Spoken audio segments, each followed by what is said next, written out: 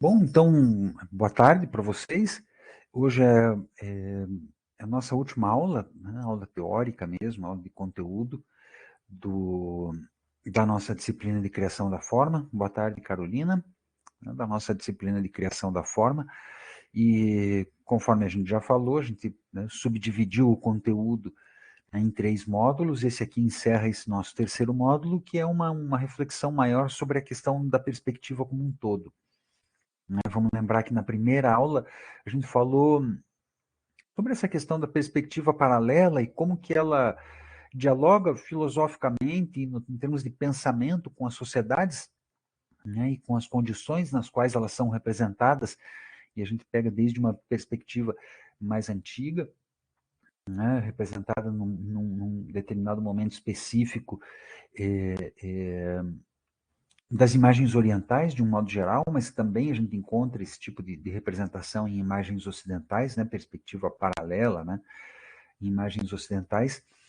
E, e como que isso, né, diz respeito, né, desde aquela época ao tempo atual, com o uso desse espaço homogêneo, computadorizado, desse espaço digital que é homogêneo e que a gente pressupõe, então, esse observador que pode estar em qualquer lugar ao mesmo tempo.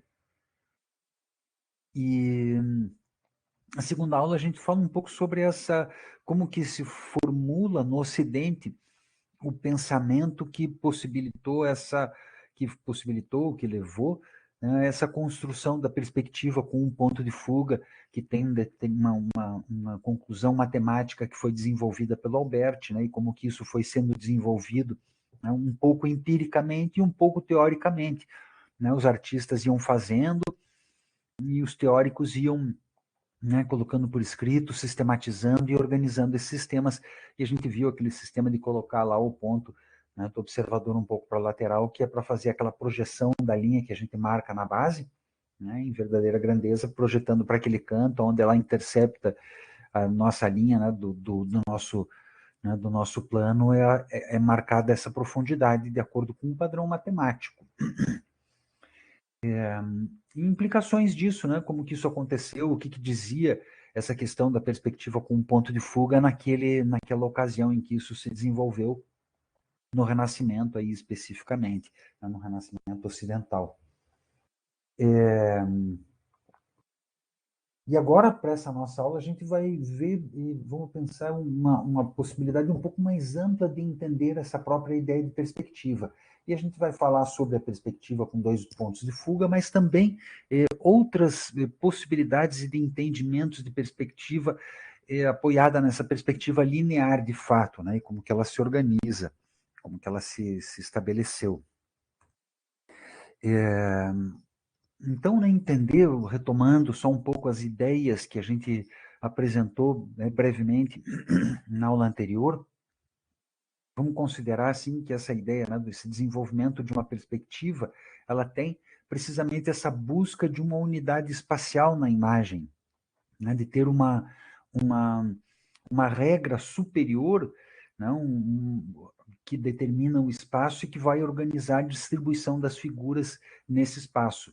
É precisamente essa codificação geométrica de um pensamento, daquilo que se tentou, é, daquilo que se pensava e daquilo que se entendia como essa forma de representação das figuras num determinado espaço, né? Como que a gente percebia isso tudo. E tinha uma inserção nesse pensamento que estava, como a gente fala, né, que nasce lá no final da Idade Média e que procurava se voltar para é, é, os elementos naturais, para o mundo natural, né, para o mundo sensorial consequentemente, uma busca dessa representação correta daquilo que era físico, daquilo que era mundano, né, daquilo que era sensorial, e que está ligado precisamente por isso, né, por esse interesse a esse mundo sensorial, essa aceitação, né, desse mundo. E esse, né, o desenvolvimento dessa perspectiva com um ponto de fuga, né, ele está precisamente dentro dessa corrente, né, dessa transformação nessa maneira de como representar as imagens. Seria essa passagem, né, de um espaço psicofisiológico, né? Como a gente conversou, essa coisa que se formula na nossa mente a partir daquilo que a gente percebe com o nosso sistema fisiológico e daquilo que a gente transforma com o nosso aparelho mental psíquico, né? Nessa organização espacial dessa imagem, essa tentativa de organizar isso. E nessa perspectiva central, ela marcou essa preferência principalmente por essa reprodução mecânica, né? Reprodução daquilo que é mecânico, das construções que são geométricas, e preza isso e organiza isso na imagem em pró, né? Em detrimento aos produtos da imaginação. Então, se volta muito para essa representação desse tipo de elemento. E a gente pode dizer que ela introduz um pouco essa noção de ilusão como um ideal, né? Ou seja, de provocar no espectador uma ilusão, né? De dizer, não, não, isso aqui é como se a gente estivesse enxergando, né? Essa imagem é como se fosse aquilo que a gente enxergasse, né? Ou seja, essa ideia de uma ilusão, não é a ideia de uma imagem, opa, boa tarde, João, de uma imagem que representa outra, né, que exemplifica, né, que traz, que é aquela imagem reflexo de um arquétipo celestial, né, mas sim essa ideia de uma ilusão, de dizer como que, né, apresentar diante dos nossos olhos aquilo que a gente está enxergando. Mas aí é precisamente esse reconhecimento de um observador, como a gente conversou.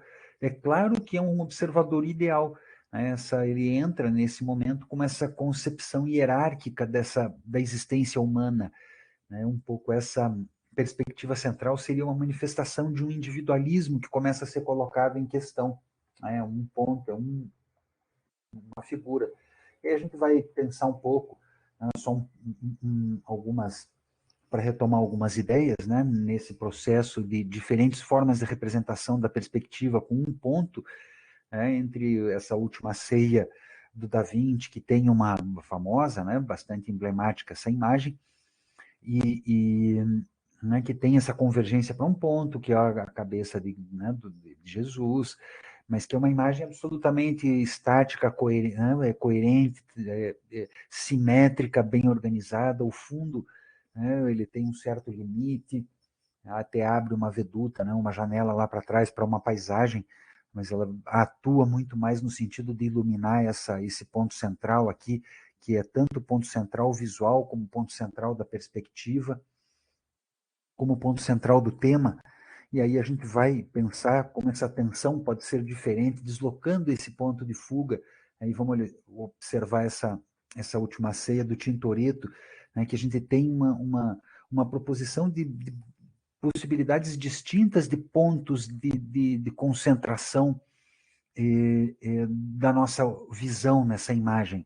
Uma delas é o ponto de fuga, né? A gente tende a isso, essa convergência faz com que aponte para alguma questão que é o ponto de fuga, para onde essas linhas convergem, um ponto que está deslocado, ele fica mais aqui à direita. A outra delas é o ponto iluminado aqui, que é a narrativa central da imagem, que é Cristo, etc., que não está no centro da imagem ainda, que está levemente deslocada, que está próxima do centro e que está levemente deslocada. Então a gente tem todo esse jogo, né, do que seria esse centro, do que seria a atenção dessa imagem, né, entre o centro da própria imagem, entre o centro da narrativa, né, que acompanha essa imagem, a pressuposição dessa imagem e o próprio ponto de fuga, esse centro que organiza um ponto de fuga. Entender, né, que essa definição de um observador é precisamente uma orientação no espaço, né, entender onde que está esse observador nesse espaço especificamente, essa localização, vamos entender como essa localização inversa, né, não só do artista que produz e que se pressupôs naquela posição na hora de colocar essa imagem, mas também, né, a pessoa que observa e como que ela se vê com relação a isso. E aí a gente vai ver determinados artistas que usam padrões que são diferentes, distorcidos, né, com finalidades específicas.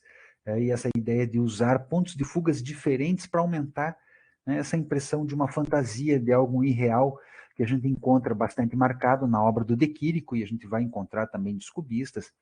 Então, essa própria, que era, né, dialoga com essa própria noção do próprio surrealismo, que é essa ideia de colocar um mundo mesmo que coloca em jogo, que coloca em xeque os nossos sentidos, né, e trabalhar com pontos de fuga e pontos, né, de direções, perspectivas diferentes, né, conforme elas são dispostas na imagem, causando um estranhamento intencional, né, como essa daqui também, Mistério e Melancolia de uma Rua, como ele joga um ponto de fuga para uma imagem, um outro ponto de fuga para esse outro edifício, e os compõe de uma maneira que parece provocar até um certo desequilíbrio né, de inclinação desse objeto sobre a gente, cada elemento dentro de uma determinada perspectiva, cada linha obedecendo praticamente a sua própria perspectiva, se a gente for pensar nesse sentido também. Indo para questões mais práticas, vamos ver que a perspectiva com 2 pontos de fuga, que é, vamos partindo um pouco, né, saindo dessa ideia, né, da um ponto de fuga, e agora essa perspectiva com 2 pontos, ela se organizou, ela foi sistematizada por um matemático, né, esse inglês, num determinado livro, no século XVIII, que ele até está disponível online, quem quiser depois até dar uma olhada, mas é tudo escrito, é muito peculiar, assim, as informações são colocadas por escrito, não tem nenhum diagrama, né? Mas a questão é que os 2 pontos de fuga eles são situados na altura dos olhos, né? Entender essa questão que existe uma linha do horizonte, né? Lembrar essa questão da linha do horizonte, que nessa forma de perspectiva, esses 2 pontos eles têm que estar necessariamente sobre a linha do horizonte. Quanto mais próximo o observador estiver desse plano, né, desse plano de projeção, né, como a gente fala, lembrem que essa ideia de um plano de projeção, a imagem, e um plano de projeção sobre o qual, não, vamos lembrar aquela imagem da aula passada, da crucificação, aquela superfície que interrompe a visão entre o artista e a cena, é isso que a gente vai entender que é um plano de projeção.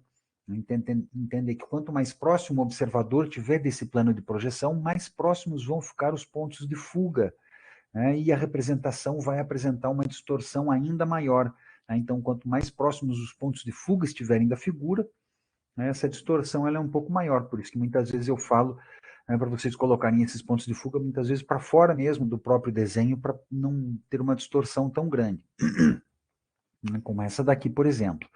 Mas vamos só fazer um diagrama aqui rápido, né, quase que um tutorial sobre como montar, né, essa representação desse, porque a gente já tinha visto os 2 pontos de fuga, e como a gente viu matematicamente essa determinação das dimensões na perspectiva com um ponto de fuga, eu acho que vale a pena da gente ver rapidamente aqui também, nessa perspectiva com 2 pontos de fuga. Então, vamos imaginar aqui que a gente tem um prisma, né, um monolito e tal, a gente está enxergando aqui em cima, né, esse prisma visto em perspectiva, e aqui embaixo esse prisma visto em planta, né, em vista superior. Então, vamos colocar aqui essa nossa imagem e entender o que é cada uma dessas coisas e só ver rapidamente um passo a passo aqui. Então, antes de mais nada, lembrar que a gente tem a linha do horizonte, né, e a linha de terra, certo? A linha de terra ali é a base do nosso objeto que a gente começa a desenhar, e tem essa linha do horizonte. Tem lá, né, a nossa observadora, a altura que é precisamente essa altura da observadora, e é onde é marcado, né, onde as dimensões são marcadas em verdadeira grandeza.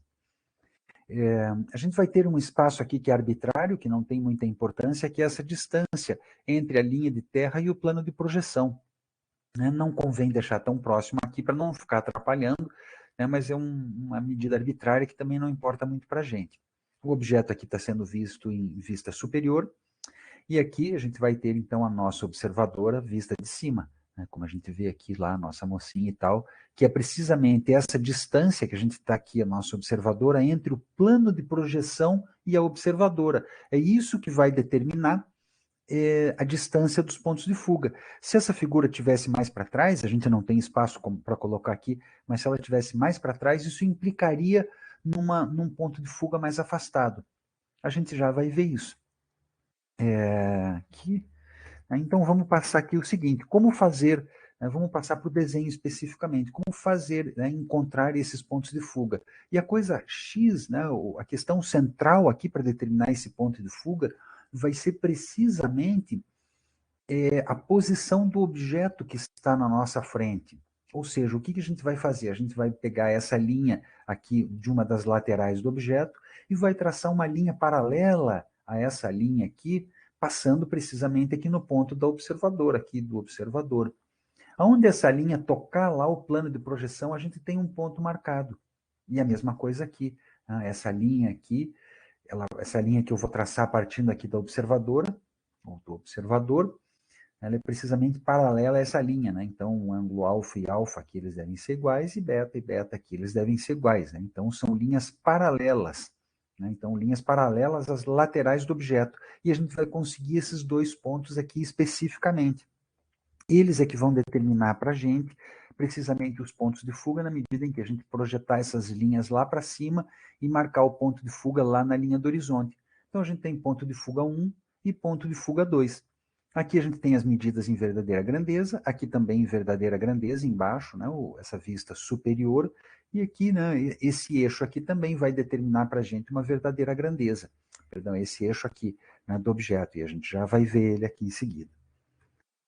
Uma vez que eu projete, eu vou ver como, né, qual que vai ser a medida, qual que vai ser a largura desse meu objeto lá em cima. E como que eu faço isso? Eu vou pegar precisamente esse ponto aqui, os cantos ou as linhas, as arestas desse meu objeto, os pontos visíveis, aquilo que define esse meu objeto, eu vou interligar. Vou ligar aqui também uma vez com a vista aqui da observação e a mesma coisa aqui do outro lado. Aqui eu não precisei marcar porque ele já está tocando nesse ponto. Mas percebam, né, que ele marca aqui essa linha, né, do plano de projeção num ponto. E é isso precisamente que a gente tem, é um plano de projeção. Ou seja, onde essa linha marcou aqui o nosso plano de projeção, eu vou aproveitar e vou jogar, então, mais uma vez, projetar essas linhas na vertical lá para cima. Essa aqui do canto, que ficou até bem pertinho da outra. Essa aqui do centro, que não tem necessidade, né, não precisei marcar porque ela já está aqui encostada nesse plano de projeção. E essa aqui da esquerda, né, que é essa lateral. Então é isso aqui que vai definir essa largura daquilo que é o nosso objeto. Né? Essa distância aqui vai ser essa parte frontal maior, e essa distância aqui um pouquinho menor, né, vai ser essa lateral do nosso objeto. Eu encontrando aqui a partir da linha de terra, eu vou marcar, então, a altura do objeto em verdadeira grandeza. Essa minha linha aqui, eu marco a verdadeira grandeza dela. Eu sei que ele tem, sei lá, X de altura, eu vou lá e marco essa minha altura com a minha escala, marco essa altura aqui desse objeto em verdadeira grandeza, e aí eu tenho esse ponto aqui de cima e esse ponto aqui de baixo, já está definido, basta convergir eles para os pontos de fuga, e pronto, eu tenho aqui o meu objeto desenhado. Basicamente, o princípio é esse, né? Quem quiser se desenvolver é só seguir essa mesma lógica, que o princípio de construir esse prisma é o mesmo, né? E lembrar que a gente tem esse princípio aqui das paralelas, né? O princípio de construir esse prisma é o mesmo para construir o espaço.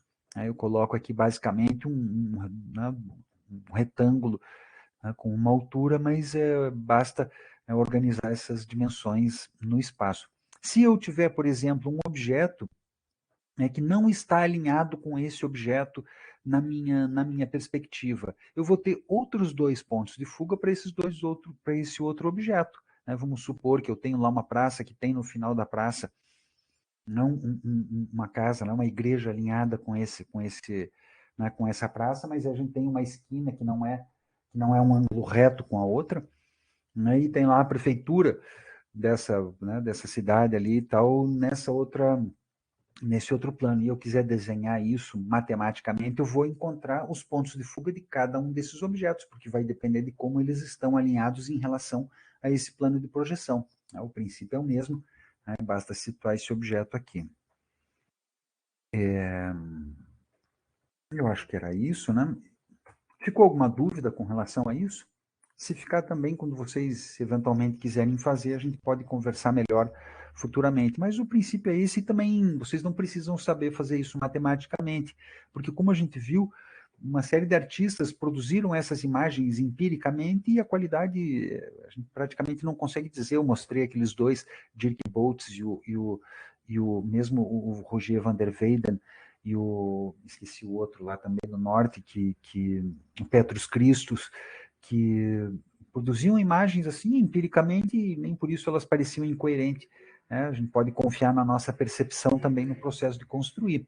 Aí eu trouxe aqui mais num nível de informação, né? De curiosidade, de entender como que isso é feito matematicamente, né? Como que a gente obtém essas profundidades e essas dimensões aqui do objeto. Né? Qualquer coisa, se alguém quiser falar mais sobre isso, a gente pode conversar futuramente, pode até conversar num horário fora da aula, né? Para quem prefira. E aí, não contente, né, com o mundo, assim, com essa coisa de ponto de fuga, as pessoas produzindo as imagens começaram a perceber que a gente tem convergência de um modo geral. Né? Se eu me coloco na base de um prédio, né, alto e olho para cima, eu vou ver, né, as laterais desse prédio, aquilo que a gente representa como linhas, né, vamos colocar aqui, como linhas paralelas, eu vou observar para cima e eu não vou enxergar elas como paralelas, eu também vou enxergar essas linhas convergentes. Então, tem a ideia, né, dessa perspectiva com 3 pontos de fuga, que precisamente um deles vai estar situado fora da altura do observador. Né? É usada para representar uma cena que pode ser olhada tanto de baixo para cima como de cima para baixo. E é esse tipo de imagem aqui, né? Essa mesma ideia, ainda não, né? Quanto mais próximos da imagem, né, com ponto de fuga, com 2 pontos de fuga, quanto mais próximos esses pontos de fuga estiverem posicionados, mais distorcida vai ser essa representação. Né? Quanto mais afastado, menos essa imagem distorce. Esse terceiro ponto de fuga é um ponto de fuga vertical. Né, ele se refere precisamente a esse eixo vertical. Né, esse eixo ele deixa de ser paralelo, né, essas linhas que a gente antes tinha como verticais, elas deixam de ser paralelas e começam a convergir para um ponto que está posicionado acima ou abaixo da linha do horizonte. Esse tipo de imagem que a gente vai falar. Né, vamos pensar que eu tenho aqui, então, posso imaginar que eu tenho diante de mim um edifício, aqui a altura linha do horizonte, a pessoa está aqui uma altura X, mas o prédio tem lá alguns andares, né? Então a gente pode posicionar um outro ponto de fuga lá para cima, né, e fazer as linhas que antes seriam verticais convergirem para aquele ponto. E a mesma coisa aqui, também pode colocar isso, né, supor uma vista aérea em perspectiva, que a gente está observando uma cidade ali, os prédios de cima, o cara está ali com o seu drone, com o seu helicóptero, seja lá o que for, com a sua asa delta, está sobrevoando a cidade, então, né, vamos pensar que a gente pode ter esse ponto de fuga para baixo também. Vamos pensar agora, por sua vez, que a gente pode ainda assim ter uma imagem com um ponto de fuga para cima e para baixo. A gente poderia ter uma imagem com 4 pontos de fuga. Né? Tem uma linha do horizonte e aquilo que tiver para baixo da linha do horizonte, se imaginar num espaço, e um espaço para cima e um espaço para baixo ilimitado, e que a gente possa colocar, né, o que está acima convergindo para cima e o que está abaixo convergindo para baixo. Isso começa a se aproximar cada vez mais dessa, vamos dizer assim, da nossa percepção como um todo. E a gente vai encontrar alguma coisa que foi codificada, que a gente pode chamar, né, perspectiva curvilínea, né, que ela estabelece esse plano de projeção como uma superfície curva. Esse plano de projeção ele não é mais uma superfície plana, mas ela é curva. E tem né, todo o procedimento matemático para se construir isso. Né, tem esses autores também que escreveram esse livro, que foi editado em 1968, que ele codificou isso em perspectiva curvilínea, que ele utiliza precisamente essas linhas de perspectivas não são retas, mas são curvas, procurando aproximar teoricamente esse desenho à curvatura da retina do nosso olho.